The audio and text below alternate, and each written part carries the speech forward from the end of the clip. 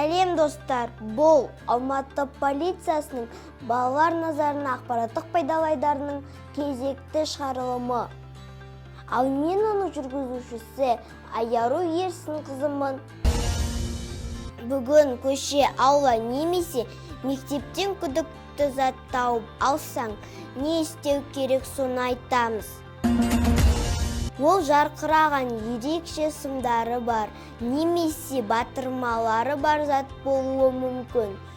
Көңілің қызып кетсе де, ешқашан қолымен ұстама, ашпа. Бұл қауіпті болуы мүмкін. Не істеу керек? Ата-анаңа, мұғалімге немесе полиция қызметкеріне дереу айт. Артық сақтанған қауіпсіздіктің кепілі. Сенің байқағыштығың басқа адамдардың өмірін сақтап қалуы мүмкін. Абай бол, сонда бәрі жақсы болады.